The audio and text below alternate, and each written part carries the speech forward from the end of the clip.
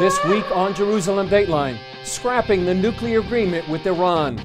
President Trump says it's time to fix a very bad deal. Plus, the Kurds under threat. Why isn't the world standing up for this fledgling democracy? And celebrating the feast of Israel. Thousands of Christians show their love and support for the Jewish nation.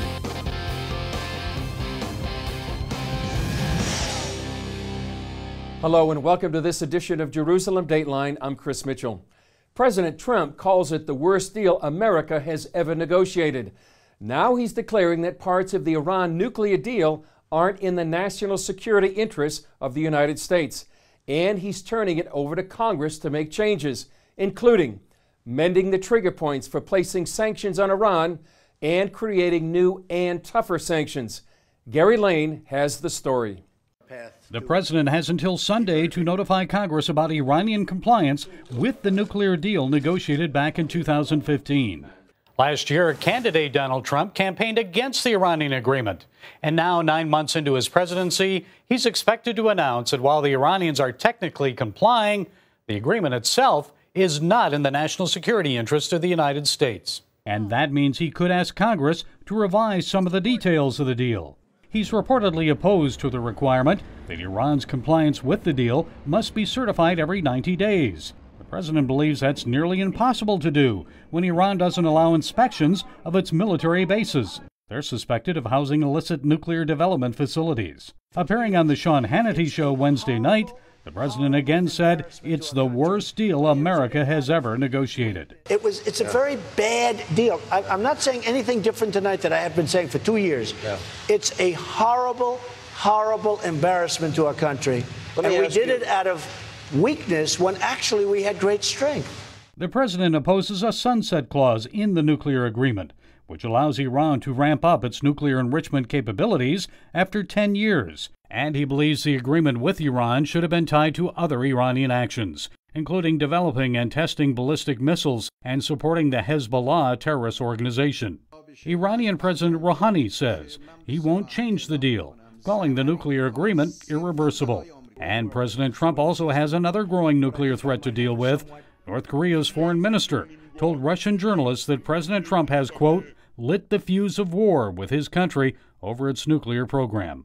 The U.S. has imposed tough sanctions on North Korea and is keeping up its military maneuvers in the region, including a joint U.S.-South Korea show of force as B-1 bombers and fighter jets flew over the Korean peninsula. Also on Wednesday, the president announced his new pick for Homeland Security Secretary. She's Kirstjen Nielsen, an expert in the key area of cybersecurity and top aide to former Homeland Security Chief and now White House Chief of Staff John Kelly. Gary Lane, CBN News. The nuclear deal with Iran is one menace in the region, but Iran's presence is also growing within Iraq and along the borders of the Kurdish regional government. It could be the next flashpoint in the Middle East. After the Kurdish people voted for independence last month, Turkish and Iraqi troops held a joint exercise on the Kurdish border. The exercise was designed to threaten the Kurdish regional government. Turkish President Recep Erdogan made that clear. The Kurdistan regional government has in fact thrown itself into the middle of the fire with its senseless attempt at independence. I don't accept anyone's independence. But it's not just Turkey the Kurds are worried about. One of the biggest concerns of the Kurdish people after the referendum is the presence of Shiite militias on their borders, called the PMF, or Popular Mobilization Forces, and the growing influence of Iran. CBN News got a rare look at these militias on the front lines between Kurdistan and Iraq. We're coming up to an Iraqi checkpoint right now, and this kind of sets the scene for the conflict, or potential conflict. We just left a Kurdish checkpoint about a kilometer behind us, and we're going to an Iraqi checkpoint, and the main thing about this is it's manned by what's called the PMU, Popular Mobilization Units. These are Shiite militias, and this could set the stage for a possible conflict in the near future. We saw this growing Iranian influence throughout the area, from Shiite flags flying at checkpoints, the main street of the Christian village of Bartella, this poster with a picture of the Ayatollah Khomeini, and the headquarters of a major Shiite militia leader. The fact that his militia appears to have a presence of some kind in Bartella is not good. It's not good from anybody's point of view. Middle East analyst Jonathan Spire warns the presence of Shiite militias does not bode well for the region. We should be aware of the fact that the Hashd al-Sha'bi, the Shia militias serving Iran on Iraqi soil, are themselves a manifestation of political Islam, in some ways no less heinous and no less dangerous than the manifestation which we're witnessing the destruction of, so to speak, around us now. President Trump is holding off on moving the U.S. Embassy from Tel Aviv to Jerusalem. The White House insists the decision does not represent a weakening of support for Israel. Trump said he first wants to try for an Israeli-Palestinian peace deal. However, U.S. Ambassador to Israel David Friedman says he will continue to push for an embassy move and said that the time has come for everyone to realize that there's no chance of Israel and the Palestinians reaching an agreement at this time. In the 2016 presidential campaign, Trump pledged to make moving the embassy from Tel Aviv to Jerusalem a priority. Israel announced it would withdraw from an influential UN body just hours after the U.S. said it's pulling out because of its policies affecting Israel. The State Department says UNESCO, the United Nations Scientific and Cultural Organization, displays a continuing anti-Israel bias. In May, UNESCO passed a resolution on Israel's Independence Day that rejected any legal or historic claims by Israel to the city of Jerusalem. In July, it declared Hebron, the city where Jewish patriarchs Abraham, Isaac, and Jacob are buried, as a Palestinian World Heritage Site. The U.S. said UNESCO is in need of, quote, fundamental reform. Israeli Prime Minister Benjamin Netanyahu directed Israel's foreign ministry to prepare Israel's pullout in parallel with the U.S. He called the American move a brave and moral decision, saying UNESCO had become a theater of the absurd because it distorted history rather than preserving it. Palestinian rivals Hamas and Fatah announced a preliminary agreement ending a decade-old conflict. Egypt sponsored the negotiations, and if the new agreement goes through, Gaza could be returned to the control of the Palestinian Authority President Mahmoud Abbas. It could also mean Egypt will open its border crossing with Gaza, possibly allowing more weapons into the territory. 2 years after Israel left Gaza in 2005, Hamas and Fatah fought a pitched battle in the streets before Hamas gained control of the territory. Since then, Hamas has fired rockets on southern Israel and used tunnels for terrorist raids, prompting Israel to fight 3 wars with the terrorist group. Israeli Prime Minister Benjamin Netanyahu says he opposes any deal that doesn't require Hamas to recognize Israel and stop its militant activities. Up next, ISIS is defeated, Mosul begins to rebuild, and the Kurds are seeking independence. After years of war, change is coming to northern Iraq.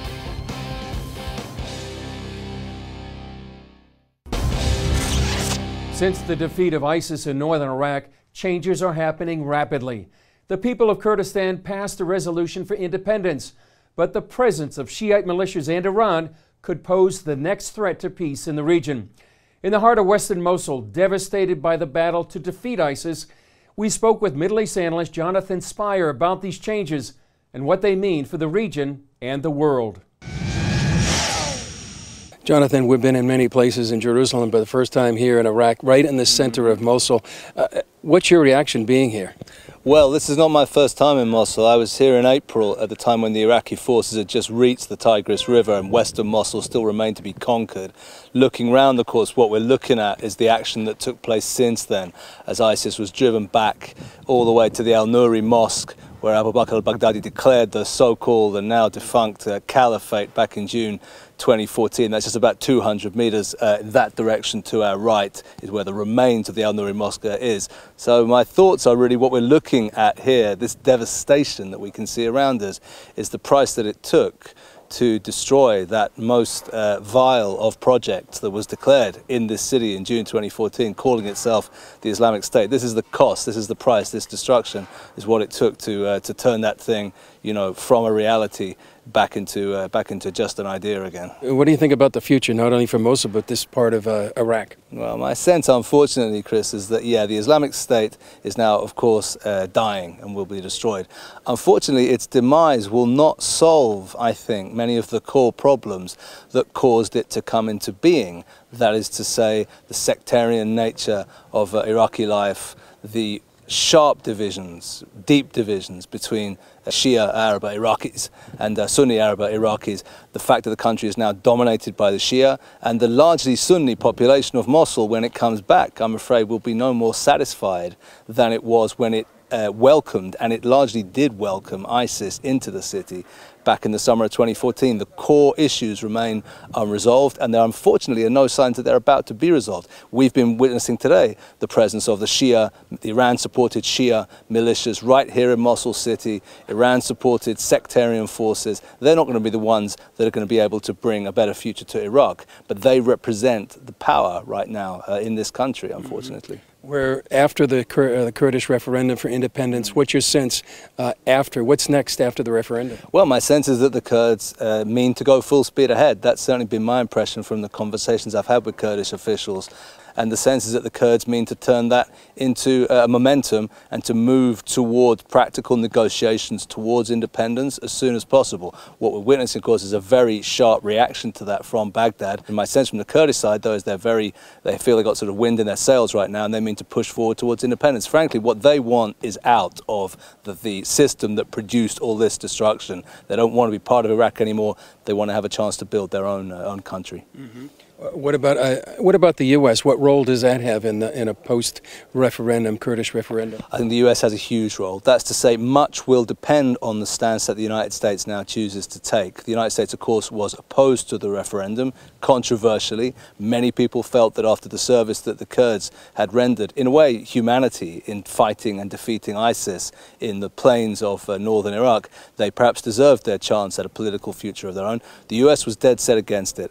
What much will depend now on how the US will respond to the Iraqi attempt to take a hard line against the Kurdish move towards independence. If the United States offers some form of tacit support towards the Kurds, it can be full speed ahead. If not, then I'm afraid things can get pretty tough around here again in the years ahead. We were in Bartella and we saw a lot of Shiite militia. We saw one particular Shiite militia that you thought was quite significant. What does that mean, and what's the future of Christians in there?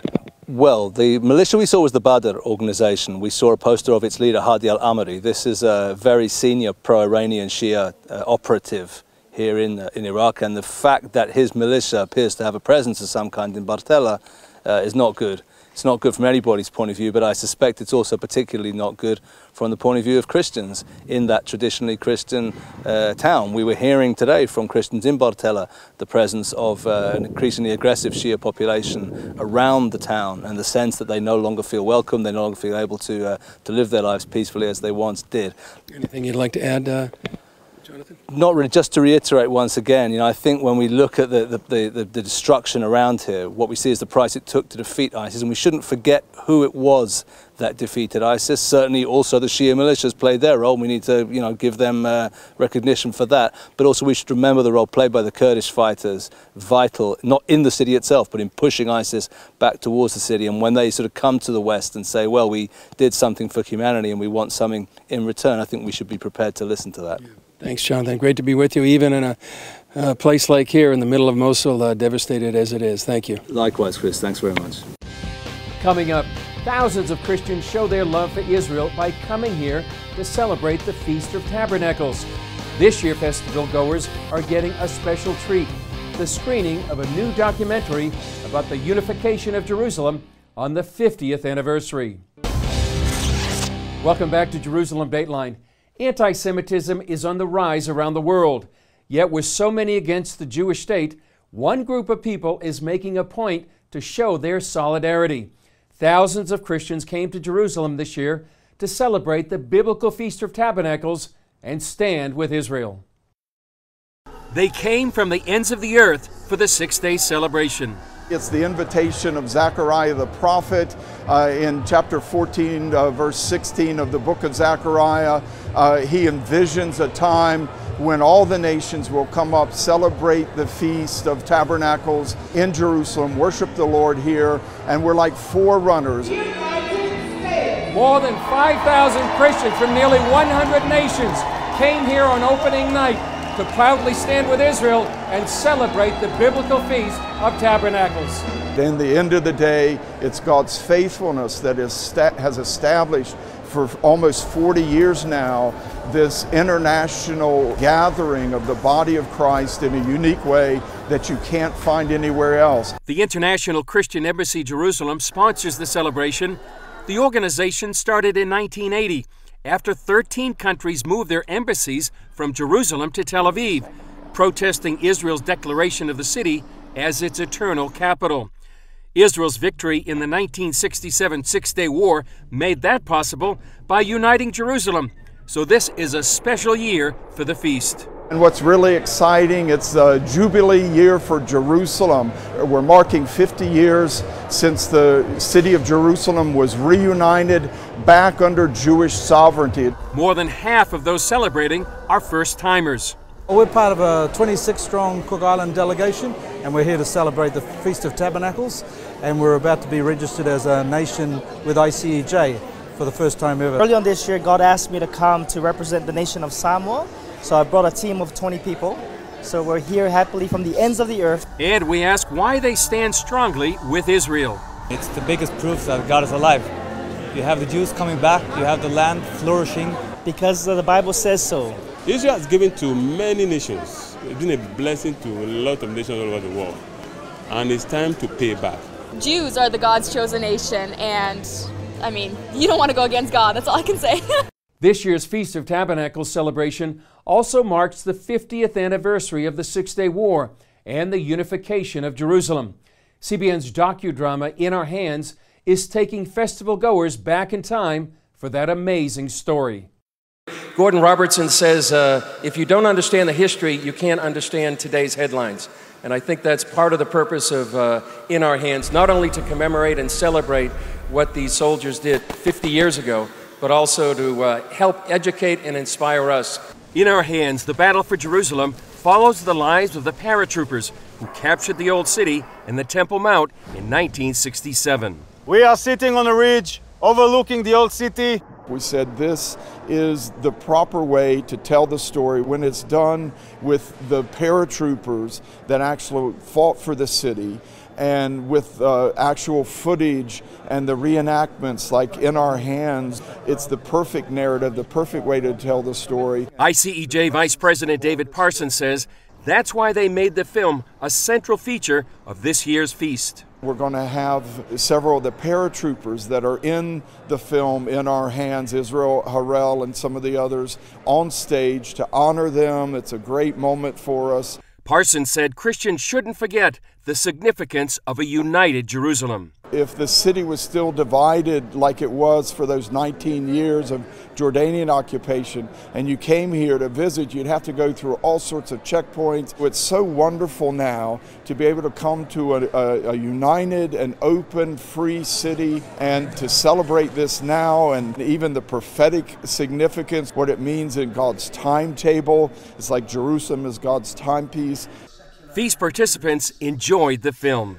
This film was absolutely spectacular, dramatization, great performances. It's really touching and help us to love more Israel and the people of this land. They also received DVDs to take home and spread the word. I'm even thinking of taking it back home and screening it for my youth and also at the church. But I think this video will have a huge impact. I really weep in many times when I saw it, and I thought that I really want to bring this film to Finland to see the reality of what happened here in 1967. It spoke to me, and I will hide this to my heart, and it helps me to pray even more, like we are even urged in the word to pray for Jerusalem and for the peace of Jerusalem. When we come back, hear from festival goers why they've come from around the world to celebrate the Feast of Tabernacles, and hear from Israelis who appreciate their love for Israel.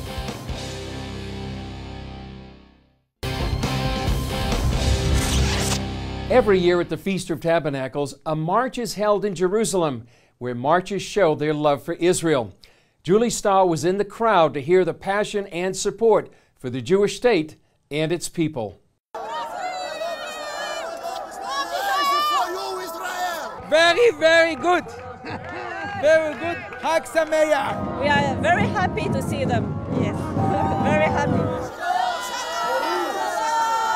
It's very interesting. You see all different people, different stuff. It's very interesting. It's nice. You see them supporting us. It's very nice. כל הכבוד להם, הם אנשים מצוינים, בגלל זה אנחנו באנו. לכבד אותם. We are just standing here with Israel and bless this nation. We're from Samoa supporting Israel because we love Israel. So special. Such a wonderful thing to see everybody just sharing in something together. This is very special. I am very touched with how they're supporting Israel. I think it's wonderful.